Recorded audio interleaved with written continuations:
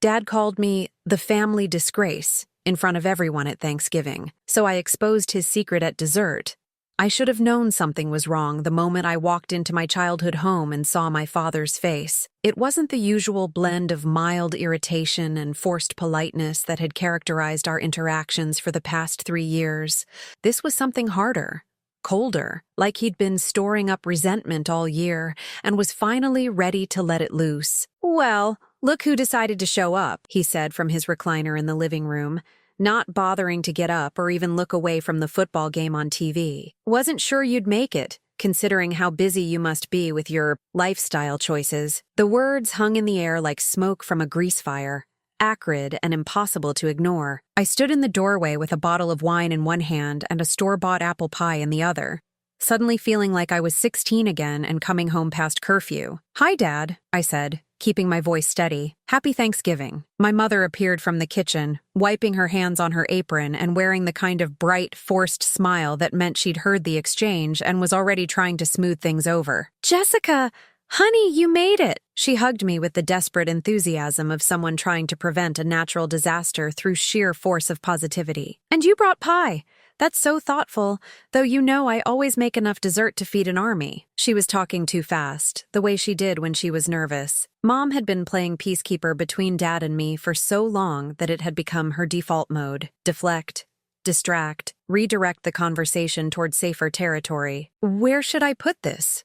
I asked, holding up the wine. "Oh, the kitchen counter is fine. Your brother's already here. He's in the backyard with Uncle Pete, pretending to help with the grill." She lowered her voice conspiratorially. "Really, they're just drinking beer and arguing about whether the Patriots are having an off year, or if Tom Brady is finally showing his age." The mention of my brother sent a familiar twist through my stomach. Michael had always been the golden child, the one who'd followed the prescribed path of college, corporate job, suburban house, wife, and 2 kids. The one who called Dad every Sunday and showed up to family events with homemade casseroles and stories about his latest promotion. The one who'd never disappointed anyone by coming out as gay at Christmas dinner 3 years ago. "Is everyone else here?" I asked, though I could already hear the telltale sounds of family gathering from deeper in the house, multiple conversations overlapping, children's laughter, the clatter of dishes being moved around. "Your Aunt Linda and Uncle Pete, obviously. Your cousins Sarah and Danny with their kids. Oh, and Mrs. Henderson from next door. You remember Mrs. Henderson? Her daughter moved to Portland last year, so she's spending the holiday alone." I did remember Mrs. Henderson. She'd been our neighbor for 15 years, had watched Michael and me get on the school bus every morning, had brought over casseroles when Mom had her gallbladder surgery. She was a sweet woman who'd always been kind to me, even after what Dad called my announcement. "That's nice that you invited her," I said. "Well, you know how your father feels about family traditions," Mom replied, and there was something in her tone that made me look at her more closely. "He thinks Thanksgiving should be about bringing people together, about continuity." The word choice felt deliberate, loaded with meaning I couldn't quite decode. From the living room, Dad's voice carried over the sound of the television. "Jessica, you planning to stand in that doorway all day? Or are you going to come in and act like part of this family?" Another pointed comment, another small cut. I was starting to understand that this wasn't going to be the politely uncomfortable holiday gathering I'd prepared myself for. This was going to be something else entirely. I followed Mom into the kitchen, where the familiar chaos of Thanksgiving preparation was in full swing. Every surface was covered with dishes in various stages of completion. A turkey that looked like it had been basted with liquid gold, stuffing that smelled like sage and butter, green bean casserole topped with those crispy onions that came from a can but somehow made everything taste like childhood. Aunt Linda was at the stove, stirring gravy and gossiping with Mrs. Henderson, who was arranging dinner rolls in a basket lined with a checkered cloth. They both looked up when I entered, and I watched their expressions shift in real time. Surprise, followed by careful politeness, followed by the kind of warm enthusiasm that felt slightly too deliberate. "Jessica!" Aunt Linda exclaimed, setting down her whisk to give me a hug that smelled like vanilla perfume and cooking wine. "Look at you, honey. You look so healthy." It was the kind of compliment that wasn't quite a compliment, the verbal equivalent of patting someone on the head. Healthy meant I looked fine, normal, not obviously suffering from whatever moral decay my family assumed came with being gay. Thanks, Aunt Linda. You look great too. Mrs. Henderson approached with a smile that seemed more genuine than the others I'd received so far. Jessica, dear, it's so good to see you. Your mother tells me you're doing well in the city. I am, I said, grateful for a conversational opening that didn't require defensive maneuvering. I got promoted to senior graphic designer at my firm this year. That's wonderful. I've always admired people with artistic talent. My Herald used to say creativity was a gift that not everyone gets to unwrap. It was such a kind thing to say that I felt my throat tighten unexpectedly. Mrs. Henderson had lost her husband 2 years ago, but she still quoted him like he was sitting in the next room, still wore her wedding ring, still set the table for 2 out of habit before remembering she was eating alone. Thank you, Mrs. Henderson. That means a lot. The sliding door to the backyard opened, and my brother Michael walked in carrying an empty beer bottle and wearing the kind of satisfied expression that suggested the Patriots' conversation had gone his way. Behind him came Uncle Pete, red-faced from the cold and the beer, laughing at something Michael had said. Jess! Michael's face lit up when he saw me, and for a moment I remembered what it felt like when we were kids, and he actually seemed happy to see me. He crossed the kitchen in 3 steps and wrapped me in a bear hug that lifted me off my feet. Hey, you, I said, hugging him back and breathing in the familiar scent of his cologne mixed with charcoal smoke from the grill. I wasn't sure you were coming this year, he said, setting me down but keeping his hands on my shoulders. You know how Dad gets around the holidays. It was an acknowledgement. Carefully worded, but unmistakable. Michael knew our father had been particularly difficult lately. He knew that family gatherings had become minefields for me, but he was also not quite willing to call Dad out directly, because that would require taking sides, and Michael had never been good at conflict. Wouldn't miss it, I said, which was both true and completely false. I'd considered missing it. I'd spent weeks debating whether showing up was worth the emotional toll, whether family obligation was enough to justify subjecting myself to a day of microaggressions and pointed comments. But in the end, I'd come because staying away felt like letting Dad win, like admitting that his disapproval could drive me away from the people and traditions that had shaped me long before he'd decided I was a disappointment. Uncle Pete clapped me on the back with the kind of hearty enthusiasm that men of his generation used to express affection. There's our girl. Looking good, kiddo. City life treating you well? It is, thanks. Good, good. You know, your old man's been worried about you living up there all alone. Says the city's no place for a young woman by herself. I glanced at Michael, who was suddenly very interested in checking his phone. More pointed commentary, this time delivered secondhand. Dad was worried about me living alone, not because cities were dangerous for women, but because he assumed I was living some kind of morally questionable lifestyle that would be impossible to maintain if I were properly supervised. I'm doing fine, I said. I have good friends, a great job, a nice apartment in a safe neighborhood. That's what I told him, Uncle Pete continued, oblivious to the undercurrents of the conversation. I said, Bob, the girl's 26 years old. She's got a college degree and a good head on her shoulders. She can take care of herself. But even Uncle Pete's defense carried its own implications. I could take care of myself, yes, but the unspoken assumption was that I shouldn't have to, that a properly functioning 26-year-old woman would have a husband to take care of her, would be planning weddings and babies instead of building a career and figuring out her identity. Mom appeared at my elbow with a glass of wine. Here, honey, why don't you go sit with your father for a few minutes? I'm sure he'd like to catch up. It was phrased as a suggestion, but we both knew it was really a gentle command. Mom was still trying to orchestrate family harmony, still believing that if she could just get Dad and me in the same room for long enough, we'd somehow work through our differences and return to the relationship we'd had before I'd disappointed him. What she didn't understand was that there was no going back. The relationship we'd had before had been built on a foundation of assumptions about who I was and what my life would look like. When those assumptions had crumbled, there wasn't enough left to build on. But I took the wine and walked into the living room anyway, because sometimes love looks like subjecting yourself to small cruelties in the name of keeping the peace. Dad was still in his recliner, but he'd muted the television and was scrolling through his phone with the kind of concentrated attention that suggested he was avoiding conversation rather than actually reading anything important. How's work? I asked, settling into the armchair across from him. Same as always, he replied without looking up, though I suppose steady employment wouldn't mean much to someone in your field. Another cut, more precisely aimed this time. Dad had never understood creative work, had never seen graphic design as a real job. In his worldview, real jobs were the kind where you showed up at the same place every day, wore business clothes, and received a predictable paycheck in exchange for predictable work. The fact that I freelanced part-time, worked with clients across the country, and sometimes had a regular income only confirmed his suspicions that I was fundamentally unserious about life. Actually, business has been really good this year, I said, keeping my voice level. I'm booked solid through February, and I'm thinking about raising my rates.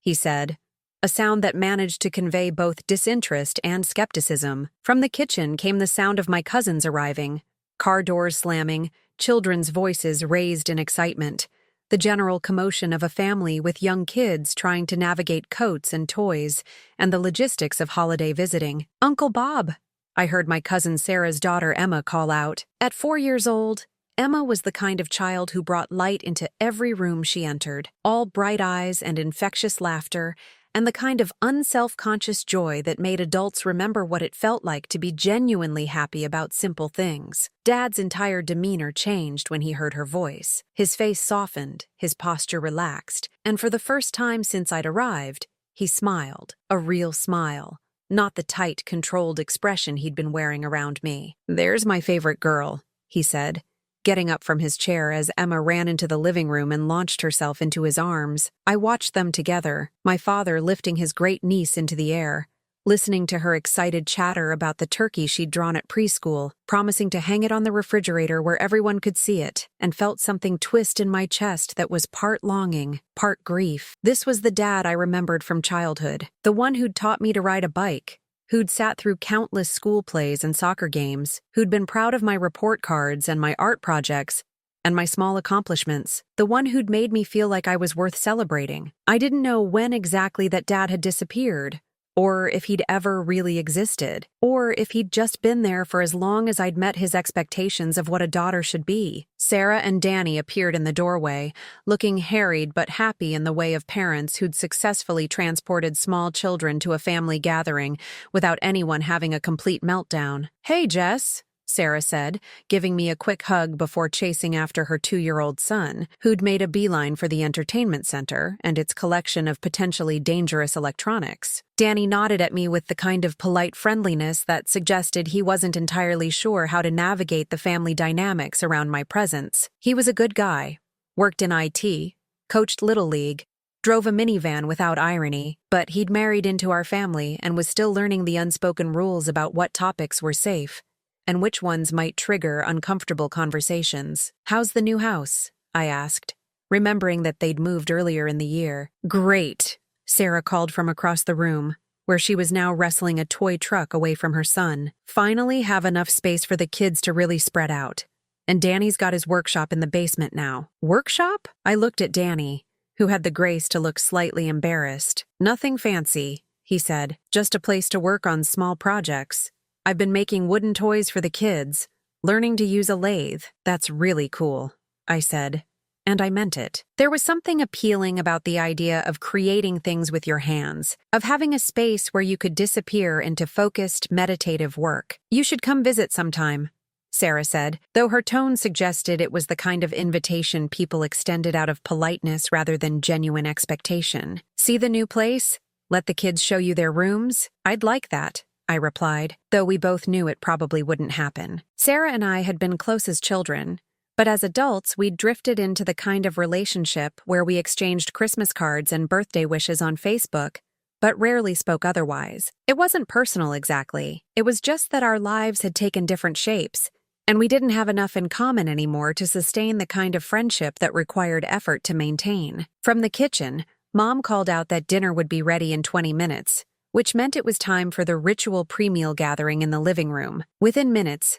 the space was full of family members balancing plates of appetizers and glasses of wine, settling into the familiar hierarchy of seating arrangements that had been established over years of holiday gatherings. Dad reclaimed his recliner, with Emma perched on the arm beside him, still chattering about her preschool turkey. Uncle Pete and Aunt Linda took the couch, While Sarah and Danny corralled their children in the corner where the toys were kept, Mrs. Henderson settled into the remaining armchair with the kind of careful grace that suggested her arthritis was bothering her, but she was too polite to mention it. I found myself standing near the window, holding my wine and watching the interactions play out around me. This was the part of family gatherings I'd always found most difficult: the forced intimacy. The expectation that geographical proximity and shared genetics would automatically translate into meaningful connection. But tonight felt different. There was an undercurrent of tension that seemed to emanate from my father, a sense that he was building towards something. He kept glancing at me with an expression I couldn't quite read, like he was weighing his words or waiting for the right moment to say something he'd been holding back. "So, Jessica," Aunt Linda said, clearly attempting to fill a conversational lull, "your mother mentioned you've been dating someone?" The question landed like a small bomb in the middle of the room. Conversation stopped. Uncle Pete paused with his beer halfway to his mouth. Even the children seemed to sense that something important was happening and turned their attention toward the adults. I felt my face flush with heat. "I'm seeing someone, yes. That's wonderful," Aunt Linda continued, apparently oblivious to the sudden shift in the room's energy. "Is it someone from work? How did you meet?" Before I could answer, Dad set his beer down on the side table with enough force that the glass rang against the wood. "Let me save everyone the trouble of pretending this is a normal conversation," he said, his voice carrying the kind of controlled anger that was somehow more frightening than shouting. "Jessica is dating a woman. Has been for over a year, according to your mother. Thought the family should know, since we're apparently going to sit here and pretend everything's normal." The silence that followed was so complete I could hear the grandfather clock in the hallway ticking, could hear Emma asking her mother in a stage whisper why everyone had stopped talking. I stood frozen by the window, my wine glass suddenly feeling like it weighed 50 pounds. This was not how I'd wanted this information to come out. I'd been planning to tell them myself, in my own time, in my own way. But Dad had taken that choice away from me, had weaponized my personal life in service of whatever point he was trying to make. "Dad," Michael said quietly, Maybe we could what?" Dad interrupted. "Continue pretending? Keep tiptoeing around the fact that my daughter has decided to throw away everything we raised her to believe in?" And there it was, the real issue. Not that I was gay, necessarily, but that my being gay represented a rejection of everything he'd taught me, everything he valued, everything he thought a good life should look like. I found my voice, though it came out smaller than I'd intended. "I haven't thrown away anything. I'm still the same person. Are you?" Dad's eyes were fixed on me now, and there was something in his expression that looked almost like grief. Because the daughter I raised understood the importance of family, of tradition, of building something lasting with someone who could give her the life she deserved. "I am building something lasting," I said, my voice getting stronger. "Her name is Rachel, and she's wonderful. And I love her." "Love," Dad repeated, like the word tasted bitter in his mouth. "You think what you have is love?" The question hung in the air like a challenge. Around the room, I could see my family members trying to figure out how to respond, where to look, whether to intervene or stay silent. Mrs. Henderson cleared her throat gently. "Perhaps," she said in her soft, careful voice, "love comes in many forms. My Harold used to say that the heart knows what it needs, even when the mind doesn't understand." It was a brave thing for her to say, especially as a guest in someone else's home. But Dad turned his attention to her with a look that could have melted steel. "With all due respect, Mrs. Henderson, this is a family matter." "Of course," she replied, but she didn't look away from him. "I just think sometimes an outside perspective can be helpful." "What would be helpful?" Dad said, his voice rising slightly, "is if my daughter would stop acting like a selfish child and start thinking about what her choices mean for this family." The words hit like a slap. Selfish child. As if my entire identity, my capacity for love, my search for happiness were nothing more than an extended temper tantrum designed to inconvenience him. "Bob," Mom said quietly from the kitchen doorway, "dinner's ready." But nobody moved. We were all trapped in this moment. This confrontation that had been building for 3 years and was finally exploding in front of the people we were supposed to love most. I looked around the room at my family, at Michael, who was staring at his hands, at Sarah and Danny, who were trying to shield their children from adult conflict they were too young to understand, at Aunt Linda and Uncle Pete, who looked like they wished they were anywhere else, and I realized that this was my moment. Dad had forced this conversation into the open, had made my personal life a public topic of discussion. If I was going to be put on trial, Then maybe it was time to present some evidence of my own. You want to talk about family, Dad? I said, setting my wine glass down on the windowsill. About tradition and building something lasting? Let's talk about it. Because there were things about family tradition that Dad apparently didn't want to discuss. Things about lasting relationships and moral choices that might not reflect as well on him as he seemed to think. Things I'd been keeping quiet about for far too long. Let's all go sit down for dinner, I said, my voice steady now, and I'll tell you exactly what I think about family values. The dining room had been transformed into something from a magazine spread, Mom's good china gleaming under the chandelier, autumn-colored placemats arranged with military precision, candles flickering in brass holders that had belonged to my grandmother. The turkey sat at the center of the table like a golden centerpiece, surrounded by serving dishes that represented hours of careful preparation. It should have been beautiful. It should have felt like coming home. Instead, it felt like walking into a courtroom where I was both the defendant and the key witness. We took our seats in the same arrangement we'd used for every holiday dinner since I was a child. Dad at the head of the table, Mom at the foot, Michael and I on one side, guests and extended family on the other. The familiar ritual of passing dishes and filling plates preceded in tense silence, punctuated only by requests for salt and compliments on the stuffing. Emma, my cousin's 4-year-old daughter, was the only one who seemed unaware of the undercurrents. She chattered happily about the cranberry sauce, which she'd decided looked like shiny red jewels, and asked if anyone wanted to hear the song about turkeys she'd learned at preschool. "Maybe after dinner, sweetheart," Sarah said, cutting her daughter's turkey into bite-sized pieces while shooting worried glances around the table. Dad carved the turkey with the kind of aggressive precision that suggested he was imagining it was something else entirely. Each slice fell away from the bone with a wet thud that seemed unnaturally loud in the strained silence. "So," Uncle Pete said with forced cheerfulness, clearly trying to resurrect some semblance of normal holiday conversation, "how about those Patriots? Think they have a shot at the playoffs this year?" "Defense is too inconsistent," Michael replied,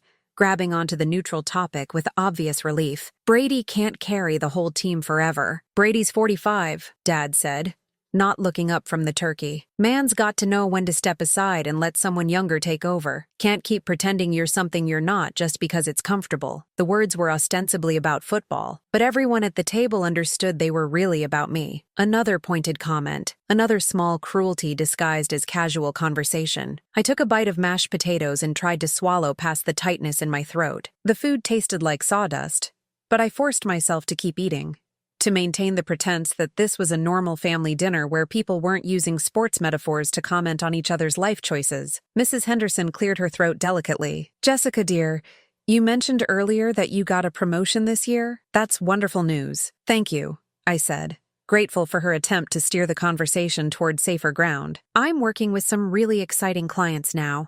A nonprofit that focuses on environmental education, a small publishing house that specializes in children's books." "Children's books," Aunt Linda repeated with interest. "That must be rewarding work. Do you get to see the finished products?" "Sometimes. I designed the cover for a series about kids learning to garden, and the author sent me copies when they were published. It's amazing to see something you created sitting on a bookstore shelf." "I bet the pay is good too," Dad said, still focused on his carving. "Probably better than what most people make doing real work." Another cut, delivered with surgical precision. The implication was clear. My success was somehow unearned, the result of luck or connections rather than skill and effort. "Actually," I said, setting down my fork, "graphic design requires a lot of technical skill and creativity. It's not something just anyone can do." "I'm sure it's very fulfilling," Dad replied, loading the word with skepticism. "Must be nice to spend your days playing with colors and fonts instead of dealing with real problems." The temperature in the room seemed to drop several degrees. Even Emma had stopped chattering,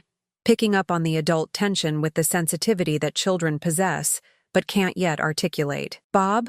Mom said quietly, a warning in her voice. "What?" Dad looked around the table with an expression of feigned innocence. "I'm just making conversation, trying to understand my daughter's lifestyle choices." There was that phrase again, lifestyle choices, as if my career, my identity, my capacity for love were all items on a menu I'd selected because they seemed interesting rather than fundamental aspects of who I was. "It's not a lifestyle choice, Dad," I said, my voice steady but carrying an edge. "It's my life." "Right," he said, taking a large bite of turkey. Your life, the one you've built without any input from the people who raised you, who sacrificed for you, who had hopes and dreams for your future. What hopes and dreams? I asked. You mean the ones where I married someone you approved of and produced grandchildren?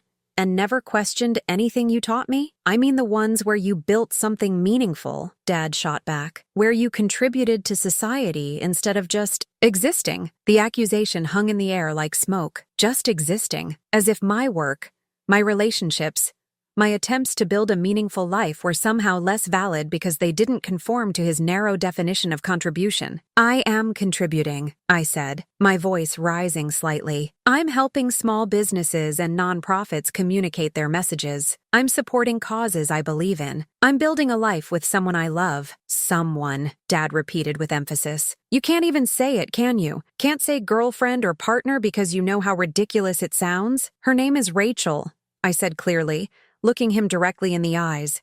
She's a teacher. She works with special needs children.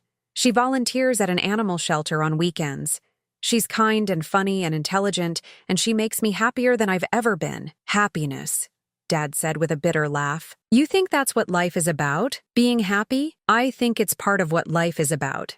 Yes. Well, congratulations then. You've achieved your goal. He gestured around the table with his carving knife. Look how happy you've made everyone. I glanced around at my family members, all of whom were suddenly very interested in their plates. Sarah was cutting her turkey into increasingly smaller pieces. Danny was helping his son with his green beans while studiously avoiding eye contact with anyone. Aunt Linda was staring at her wine glass like it might contain answers to questions she didn't know how to ask. Only Mrs. Henderson was looking at me, and her expression was one of quiet sympathy, mixed with something that might have been admiration. You know what, Dad? I said, setting my napkin down beside my plate. You're right. I have been selfish. I've been thinking about my own happiness instead of considering how my choices affect other people. Dad leaned back in his chair with the satisfied expression of someone who'd finally gotten through to a particularly stubborn child. But here's the thing about selfishness, I continued, my voice gaining strength. Sometimes it takes one to know one. The satisfied expression faltered. Jessica,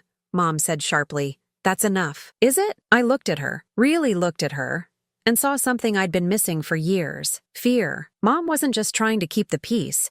She was trying to prevent something specific from being said. Because I've been thinking a lot about family values lately, I went on, ignoring Mom's warning look, about honesty and commitment, and what it means to honor the people you love. Dad's knuckles had gone white around his carving knife. Watch yourself, Jessica. Like you've been watching yourself? I asked. For the past 18 months? The silence that followed was different from the earlier uncomfortable pauses. This was the silence of held breath, of impending disaster, of secrets that were about to stop being secret. What are you talking about? Michael asked, though something in his voice suggested he already suspected. I looked at my father.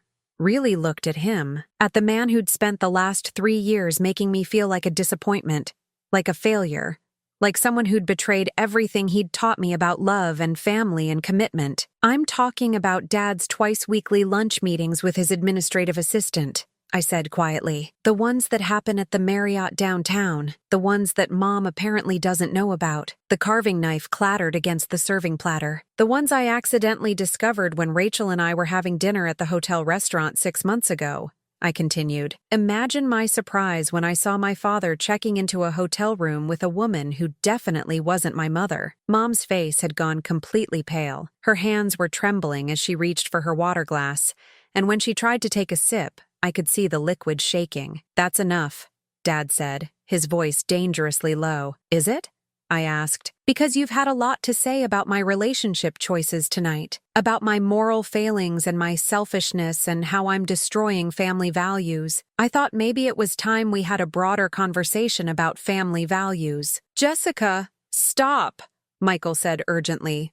But I was past stopping. The words had been building up for months, and now they were pouring out like water through a broken dam. Her name is Cheryl Morrison, I said, looking directly at my father. No relation, despite the shared last name. She's 32 years old, divorced, has a 6-year-old son named Tyler. She started working at Dad's firm 8 months ago, and according to the hotel records I was able to access, They've been meeting there every Tuesday and Thursday afternoon for the past 4 months. Uncle Pete had stopped eating entirely, his fork suspended halfway between his plate and his mouth. Sarah was staring at me with a mixture of horror and fascination, while Danny had turned his attention entirely to his children, probably trying to shield them from whatever was about to happen. "You had no right," Dad said, standing up so quickly that his chair rocked backward. "No right to spy on me, to invade my privacy, like you had no right to humiliate me in front of our family?"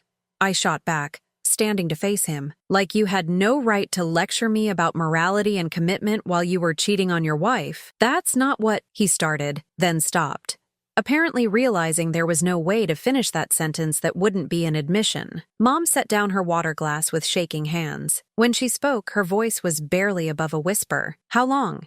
she asked, not looking at Dad, but staring at a point somewhere in the middle of the table. Dad sat back down heavily, suddenly looking older than his 58 years. "Linda, we don't need to do this here." "How long?"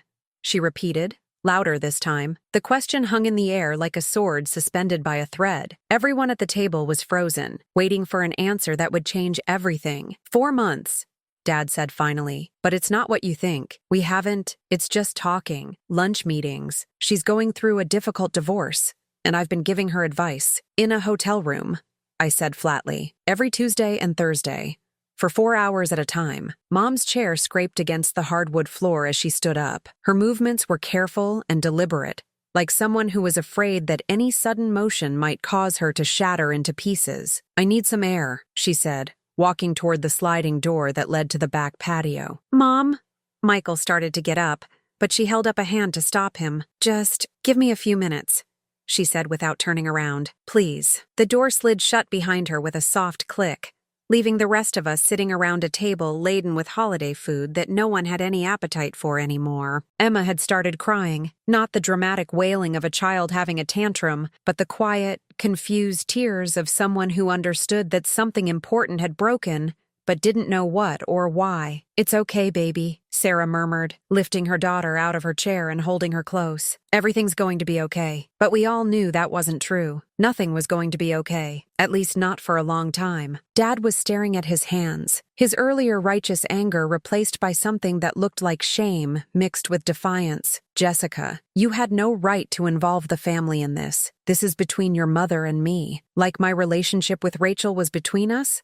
I asked. "Before you decided to make it everyone's business? That's different." "How?" "Because what you're doing," he gestured vaguely at me, as if my entire existence was something distasteful he couldn't quite name. "It's not natural. It's not what families are built on." I laughed, but there was no humor in it. "And cheating on your wife is? Lying to your family is? Lecturing your daughter about morality while you're having an affair is?" "I am not having an affair," Dad said through gritted teeth. "Then what would you call it?" I asked. "Extended career counseling?" Mrs. Henderson cleared her throat quietly. "Perhaps," she said in her gentle voice, "this conversation would be better held privately." "The children—" "You're right," Sarah said quickly, standing up with Emma still in her arms. "Danny, can you get the kids' coats? We should go." "You don't have to leave," I said, though part of me was relieved that the children would be spared whatever came next. "Yes, we do," Sarah replied, not unkindly. This is something you all need to work out as a family." As they gathered their things and made their hurried goodbyes, I found myself thinking about families and how they break apart. Not all at once, usually, but slowly, over time, through a series of small betrayals and large silences and moments when people choose their own comfort over someone else's well-being. Dad had been breaking our family apart for 3 years, one pointed comment at a time, one expression of disappointment at a time, one refusal to accept who I was at a time. Tonight I'd simply return the favor. The front door closed behind Sarah's family, leaving just the adults and the wreckage of what had been supposed to be a celebration. Through the sliding glass door, I could see Mom standing on the patio with her arms wrapped around herself, staring out at the backyard where Michael and I had played as children. "Well," Aunt Linda said with forced brightness, "I think maybe Pete and I should help with the dishes." It was clearly an excuse to escape to the kitchen, but I was grateful for it. Uncle Pete looked like he'd aged 5 years in the past 10 minutes, and Aunt Linda's usual social confidence had evaporated entirely. Mrs. Henderson stood more slowly, her arthritis making the movement difficult. "I should go as well," she said. "Thank you for including me, Linda." The food was lovely. She paused beside my chair and placed a gentle hand on my shoulder. Sometimes, she said quietly, the truth is a gift we give to people who don't want to receive it, but that doesn't mean it shouldn't be given. After she left, it was just Michael, Dad, and me sitting around a table full of cooling food and broken illusions. Jess, Michael said finally, how long have you known? 6 months, I said. Like I said, Rachel and I were having dinner at the hotel, and I saw them together. At first I thought maybe it was innocent, a business dinner maybe. But then I saw how they were looking at each other and I knew. And you didn't say anything? To who? I asked. Mom? What was I supposed to tell her? That I thought her husband might be cheating but I wasn't sure. That I'd seen him with another woman but it might have been innocent? You could have told me, Michael said. Could I? When was the last time you and I had a real conversation about anything important? When was the last time you stood up for me when Dad was being an ass? Michael flinched like I'd slapped him. That's not fair, isn't it? You've been sitting back and watching him tear me apart for 3 years, Michael. Every holiday, every family gathering, every phone call. You've watched him treat me like I'm some kind of moral failure, and you've never once told him to stop. I thought you two would work it out eventually. I thought if I stayed neutral. There is no neutral when someone you love is being attacked, I said. There's only standing up for them or standing by while they get hurt. Dad had been silent through this exchange, but now he looked up with an expression I couldn't read. So this is revenge? You destroy my marriage because you're angry about how I've treated you? I didn't destroy your marriage, I said. You did that all by yourself. I just finally got tired of being lectured about family values by someone who doesn't practice them. What I do in my personal life is your business, right? Like what I do in mine should be my business. But you made my personal life a family issue. You made my relationship with Rachel something for everyone to judge and comment on. So I decided to return the favor. The sliding door opened and Mom came back inside. Her face was composed, but I could see the careful control it was taking for her to maintain that composure. I think, she said quietly, that this dinner is over. She walked through the dining room without looking at any of us, and a moment later we heard her footsteps on the stairs, followed by the sound of a bedroom door closing with decisive finality. Dad stared after her for a long moment,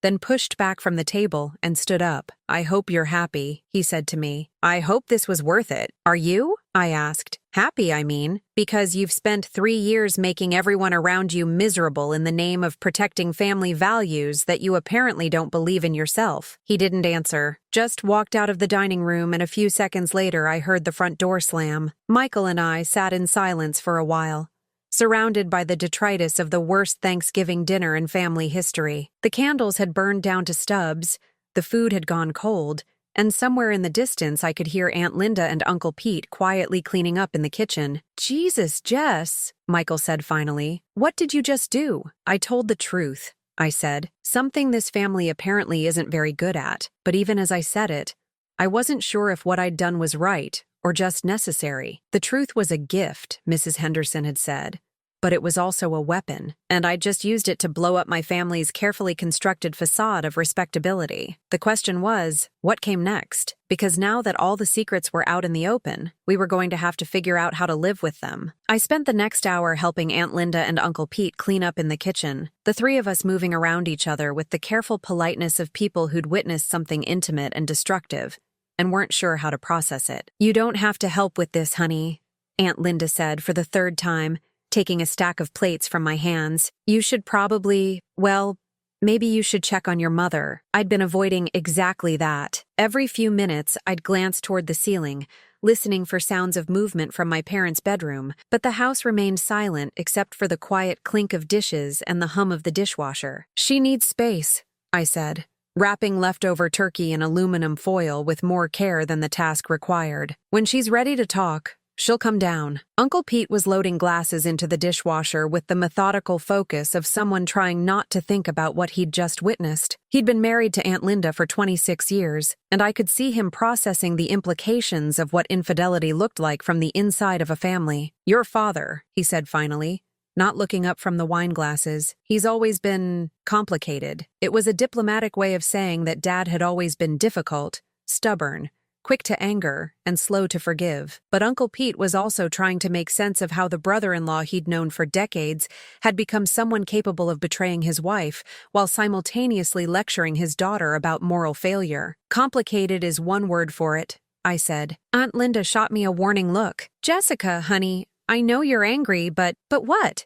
I asked, setting down the foil with more force than necessary. But I should have kept quiet? But I should have let him continue humiliating me while he was cheating on Mom? But maybe there was a better way to handle this, she said gently. A way that didn't involve, well, destroying Thanksgiving dinner. I laughed, but there was no humor in it. Aunt Linda, Thanksgiving dinner was destroyed the moment Dad decided to use it as an opportunity to attack me. I just decided not to sit there and take it anymore. Michael appeared in the kitchen doorway, holding 2 wine glasses and wearing the expression of someone who'd been drinking alone in the dining room while trying to process the evening's revelations. Any word from upstairs?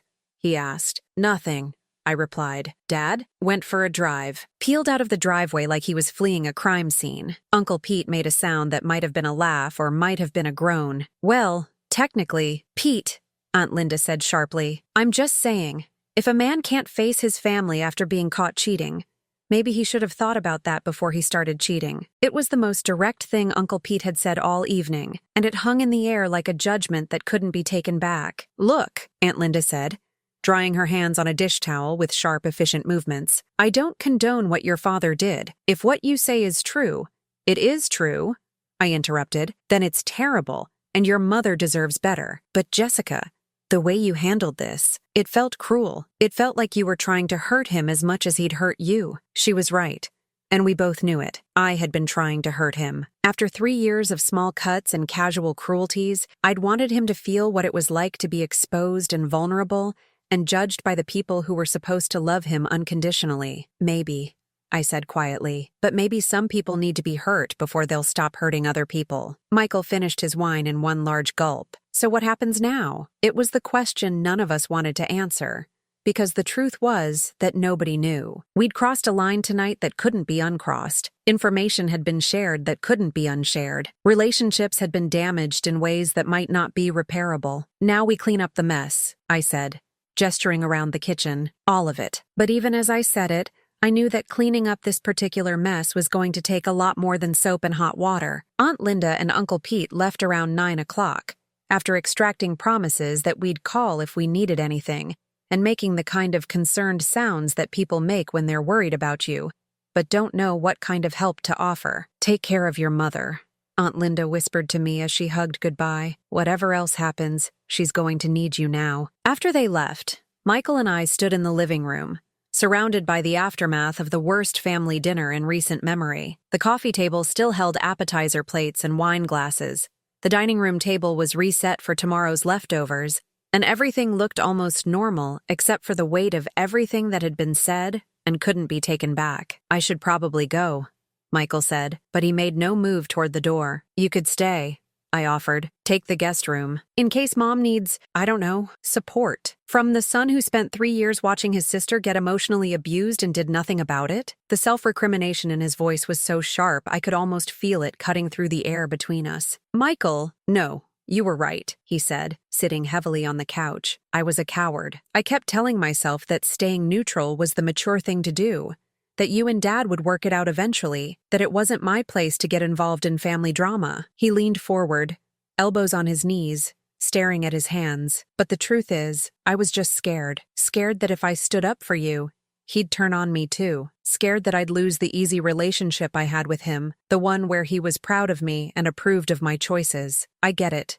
I said, sitting down beside him. It's hard to risk losing someone's approval, especially when you've worked your whole life to earn it. But you risked it tonight, he said. You torched everything rather than keep pretending. I got tired of pretending, I admitted. Tired of sitting at family dinners and listening to him lecture me about morality while I knew he was lying to his wife. Tired of being treated like a disappointment by someone who was actively betraying the person he claimed to love most. Michael was quiet for a long moment processing this. How sure are you? About the affair, I mean. Very sure, I said. I've seen them together multiple times over the past 6 months. And Michael, the way they look at each other, it's not professional mentoring. Jesus! He rubbed his face with both hands. Poor Mom. She had no idea. I don't think so. Or if she did, she was doing an incredible job of pretending otherwise. As if summoned by our conversation, we heard footsteps on the stairs. Mom appeared in the living room doorway wearing her robe and slippers, her face carefully composed, but her eyes red-rimmed from crying. "Is your father back?"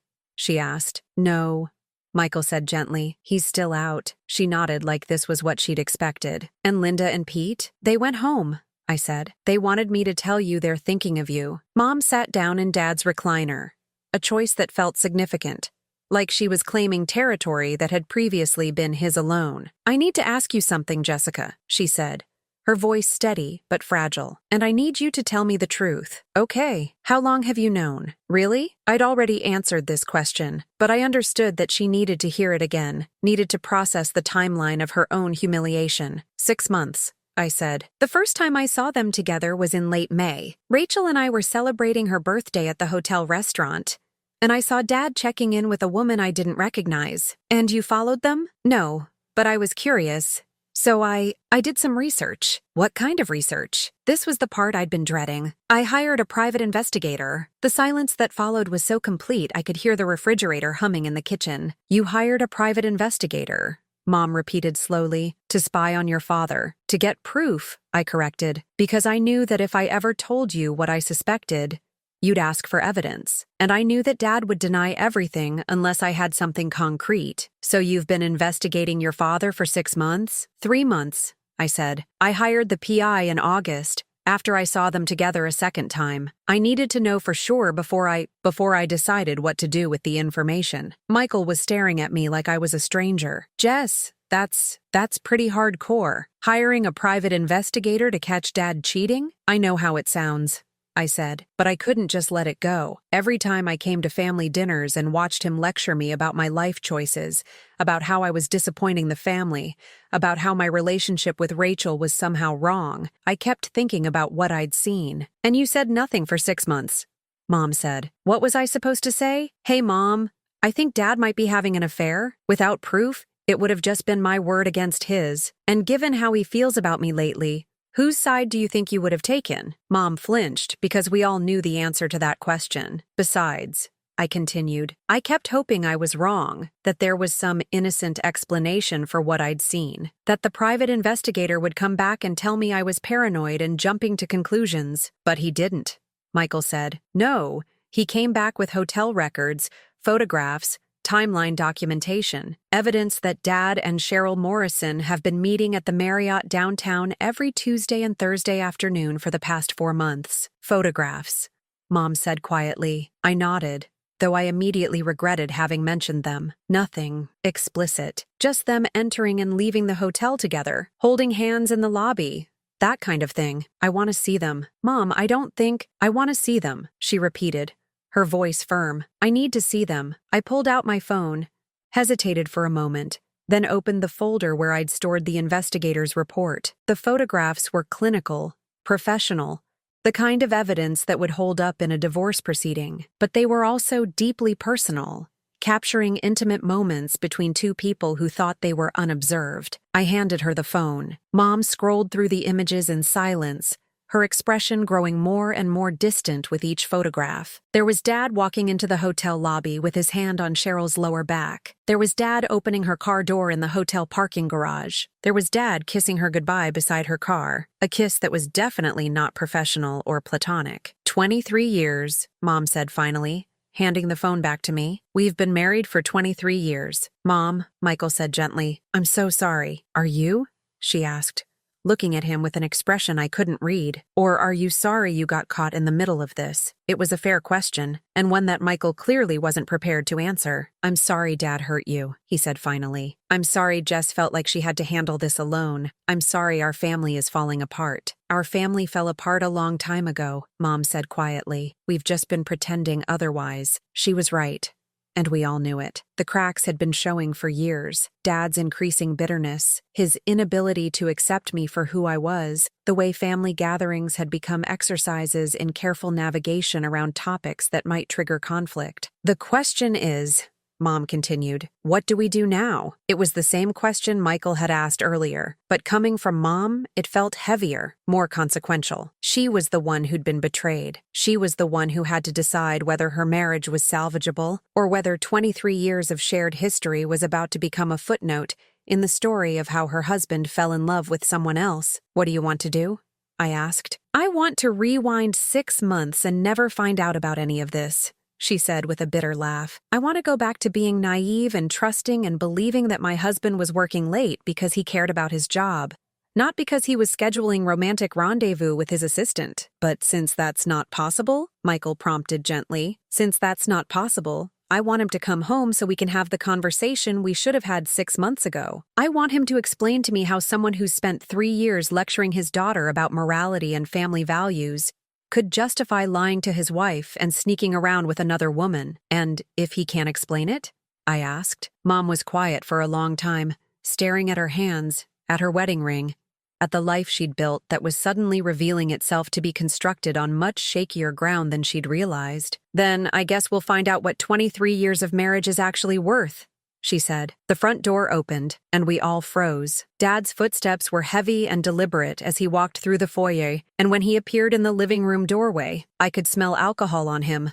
Not drunk, but definitely having had more than a few drinks while driving around town and working up the courage to come home. He looked at the three of us sitting in his living room, his wife in his chair, his children united in their concern for her, and I saw something in his expression that I'd never seen before. Not anger or defensiveness, but something that looked almost like fear. Linda, he said quietly, we need to talk. Yes, Mom replied, standing up with the careful dignity of someone who was determined not to let anyone see how badly she was shaking. We do. She walked past him toward the stairs, then paused and turned back. Jessica, she said, thank you for telling me the truth, even though it was hard, even though it hurt. Mom, no, I mean it. I'm angry that you felt like you had to handle this alone. And I'm angry that our family dynamics made you feel like you couldn't come to me 6 months ago. But I'm not angry that you finally told me. I deserve to know. She looked at Dad then, and her voice took on an edge I'd never heard before. Some secrets are too big to keep, she said, and some lies are too damaging to ignore. Then she went upstairs, leaving Dad standing in the doorway looking like a man who'd just realized that the life he'd been taking for granted was about to change in ways he wasn't prepared for. He looked at Michael and me, opened his mouth like he was going to say something, then seemed to think better of it. This isn't over, he said finally, though I wasn't sure if he was talking to us or to himself. Then he followed Mom upstairs, and Michael and I were left alone with the wreckage of what had once been a family that at least pretended to have its act together. Jesus, Michael said quietly, what have we done? We told the truth, I said, finally. But was it worth it? All this pain? All this drama? Was exposing Dad's secret worth destroying everyone's life? I thought about that question for a long time before answering. Ask me in a year, I said finally, when we see what kind of family we rebuild from this. Because that was the thing about truth. It was destructive and constructive at the same time. It tore down the lies and facades that people built to protect themselves, but it also cleared the ground for something more authentic to grow in their place. Whether we'd be strong enough to build something better remained to be seen. I didn't sleep much that night. Michael had decided to stay after all, taking the guest room, but the house felt different with all of us under the same roof for the first time in months, charged with tension and the weight of unspoken conversations happening behind closed doors. Around midnight, I heard raised voices from my parents' bedroom, not shouting exactly, but the kind of intense, urgent conversation that carries through walls despite attempts to keep it private. I couldn't make out specific words, but the rhythm was familiar. Accusation, denial, explanation, recrimination, the soundtrack of a marriage trying to survive a devastating blow. I was making coffee in the kitchen the next morning when Mom came downstairs. She was dressed in jeans and a sweater, casual clothes that somehow looked like armor, like she was preparing for a battle that required both comfort and dignity. How did it go? I asked, though her expression already told me most of what I needed to know. About as well as you'd expect, she said, accepting the coffee mug I offered her. He's not denying it anymore, which is something, I suppose. And he wants to go to counseling. Says he made a mistake, that it doesn't mean anything, that he wants to save our marriage. She took a sip of coffee and made a face. Also says that Cheryl Morrison is leaving the firm and moving back to Phoenix to be closer to her family. How convenient, I said. That's what I said. Mom sat down at the kitchen table and stared out the window at the backyard. He keeps saying it was just an emotional affair, that it wasn't physical. Do you believe him? She was quiet for a long moment. I don't know. 6 months ago, I would have said your father was incapable of lying to me about something this important. Now I don't know what I believe. Michael appeared in the doorway, looking like he'd slept about as well as I had. His hair was sticking up in the back, and he was wearing the same clothes from yesterday, wrinkled now and somehow making him look younger and more vulnerable. "Morning," he said, his voice rough with exhaustion. "Any coffee left?" I poured him a mug while he sat down across from Mom. The three of us sat in silence for a while, drinking coffee and listening to the sounds of a house that felt fundamentally different than it had 24 hours earlier. "Where's Dad?" Michael asked finally. "Shower," Mom replied. "Then he's going to the office to clean out his desk." "He's quitting?" I asked, surprised. "He's taking a leave of absence," Mom corrected. "Says he can't work in the same office as Cheryl until she leaves.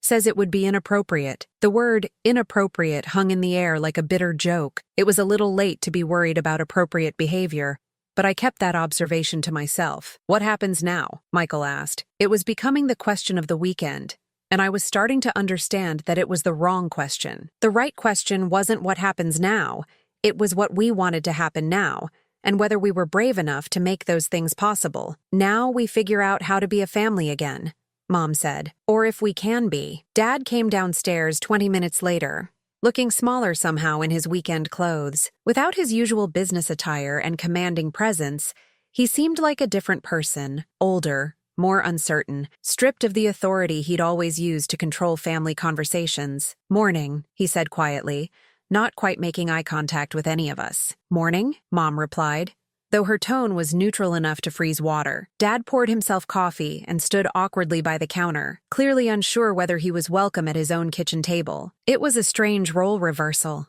For the first time in my memory, he was the one seeking permission to join a family conversation instead of dominating it. "Sit down, Bob," Mom said finally. "We need to talk." He sat, but kept his hands wrapped around his coffee mug like it was an anchor in rough seas. "I called Dr. Patterson's office this morning," Mom continued. "The marriage counselor Sarah recommended when she and Danny were having problems. We have an appointment Tuesday afternoon." "Okay," Dad said. That's good. I think that's a good idea. I'm not doing it for you," Mom said clearly. "I'm doing it for me, because I need to understand how we got here, and I need professional help figuring out whether this marriage is worth saving." Dad flinched like she'd slapped him. "Linda, of course it's worth saving. 23 years, everything we've built together is based on trust," she interrupted. "And you broke that trust. You don't get to decide whether it's worth saving. You get to do the work to prove that it might be." I found myself watching this exchange with a mixture of pride and sadness. Pride because Mom was standing up for herself in a way I'd never seen before, setting boundaries and demanding accountability. Sadness because it had taken such a devastating betrayal to bring out this strength in her. "There's something else,"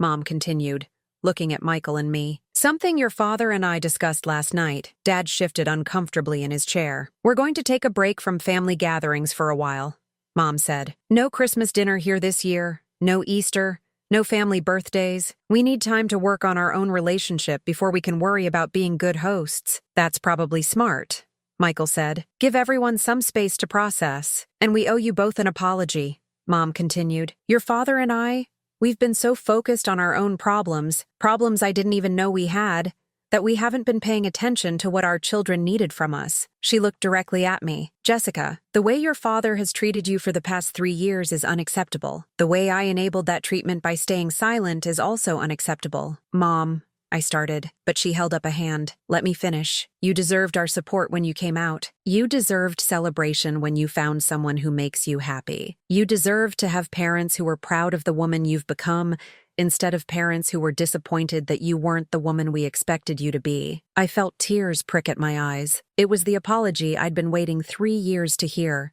and it was coming at the worst possible moment, when our family was falling apart and nothing felt stable or certain. "And Michael," Mom continued, "we put you in an impossible position by making you choose between staying neutral and standing up for your sister. That wasn't fair to either of you." Dad had been silent through this, but now he cleared his throat. "I owe you an apology too, Jessica. Both of you." He was looking at his hands, not at us, but his voice was steadier than I'd expected. "I've been angry for 3 years. He said. Angry that my daughter's life wasn't turning out the way I'd planned.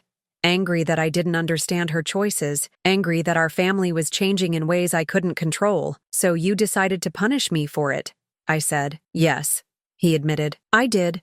And that was wrong. It was such a simple statement, but it carried the weight of 3 years of hurt and disappointment and carefully crafted cruelties. The thing is, Dad continued, I was so focused on judging your choices that I stopped paying attention to my own. I convinced myself that as long as I was upholding traditional values, as long as I was married and employed and respectable, I had the moral high ground. Even while you were cheating on your wife, I said. Even while I was cheating on my wife, he agreed. Which makes me not just wrong, but hypocritical. Dad, Michael said quietly. Why? Why risk everything for whatever this was with Cheryl? Dad was quiet for a long time, and when he finally answered, his voice was so low we had to lean forward to hear him. Because she made me feel young again. Important. Like I was still someone worth wanting. He glanced at Mom, then looked away quickly. Your mother and I, we've been living like roommates for years. Polite, functional, but not connected, not the way we used to be. So you decided to connect with someone else instead of working on your marriage, Mom said, her voice carefully controlled. I decided to take the easy way out, Dad corrected. Instead of doing the hard work of figuring out why my wife and I had grown apart, I found someone who thought I was fascinating exactly as I was. And now? I asked. Now I realize that easy and right are usually opposites, Dad said. And that I've spent 3 years lecturing you about making hard choices while I was taking the cowardly way out of my own problems. It was the most honest thing I'd ever heard my father say, and it was coming at least 3 years too late, but it was something. Jessica, he said, finally looking directly at me. I know I can't undo the damage I've done. I know saying sorry doesn't erase 3 years of making you feel unwelcome in your own family, but I am sorry. And if you're willing to give me the chance, I'd like to try to be the father you deserve instead of the one who's been disappointed that you're not the daughter I expected. I stared at him for a long moment, trying to reconcile this vulnerable, apologetic man with the one who'd spent Thanksgiving dinner calling me selfish and questioning my life choices. It's going to take time, I said finally. A lot of time. And work. And probably more conversations like this one. I understand. And you have to mean it, I continued. Not just the apology, but the change. Because I'm not going to spend the next 3 years waiting for you to decide whether you can accept who I am. I already accept who you are, Dad said. I need to learn how to show it. Mom reached across the table and took my hand. We both do. It wasn't forgiveness exactly. It was something more cautious than that. A willingness to see whether the people who'd hurt me were capable of becoming the people I needed them to be. There's something I need to tell you, I said, looking around the table at my family. About Rachel and me. What about you? Mom asked. We're moving in together. Next month. We found a place in the city, and we're signing the lease on Monday. It was information I'd been planning to share for weeks, but the timing had never felt right. Now, in the aftermath of so much honesty and painful truth-telling, it felt like the natural next step. That's wonderful, Mom said. And for the first time in 3 years, she sounded like she meant it. Dad was quiet for a moment, then nodded slowly. Will we get to meet her? Properly, I mean. Not like last time. Last time had been a disaster. An awkward dinner where Dad had spent the entire evening asking Rachel pointed questions about her lifestyle choices and her plans for the future, while I'd sat there feeling like I was watching my girlfriend being cross-examined by a hostile prosecutor. If you want to, I said carefully. If you can promise to treat her with respect. I can promise that, Dad said. I want to promise that. It wasn't everything I'd hoped for, but it was more than I'd had yesterday. Michael cleared his throat. Actually, there's something I need to tell you guys too. We all looked at him with varying degrees of curiosity and concern. Karen and I are getting divorced, he said quietly. The silence that followed was different from the other silences we'd shared that weekend. This one was softer, more concerned than shocked. Oh, honey, Mom said, reaching over to squeeze his hand. When did this happen? We've been separated for 2 months, Michael said. But we've been unhappy for longer than that. We grew apart, wanted different things, and instead of working on it, we both just gave up. He looked at Dad with an expression that was part accusation, part understanding. Turns out I'm better at taking the easy way out than I thought. The kids? Mom asked. Are handling it better than we are, honestly. Kids are resilient. They just want their parents to be happy. even if that means living in different houses. Why didn't you tell us? I asked. Because I was ashamed, Michael admitted. Because I was supposed to be the one who got everything right. The good son with the stable marriage and the perfect family. I didn't know how to tell you that I'd failed at the one thing I was supposed to be better at than everyone else. You haven't failed, Mom said firmly. Sometimes relationships end. That doesn't make you a failure. Even if it makes me a divorced dad living in a one-bedroom apartment and seeing his kids every other weekend. Even then, she said, what makes you a failure is giving up on yourself, not giving up on a marriage that wasn't working. It was wise advice, and I could see Michael processing it, trying to believe it. So, I said, looking around the table at my family, broken, flawed, honest in ways we'd never been before. What happens now? Now we do the work, Mom said. All of us. The hard work of figuring out how to be better people and better family members. Even if it's scary? Michael asked. Especially if it's scary, she replied. Dad stood up and walked to the window, looking out at the backyard where Michael and I had played as children, where we'd had birthday parties and barbecues and all the normal moments that make up a family's shared history. I never thought I'd be starting over at 58, he said quietly. You're not starting over, I said. You're starting to be honest. He turned back to look at us, and I saw something in his expression that I hadn't seen in years.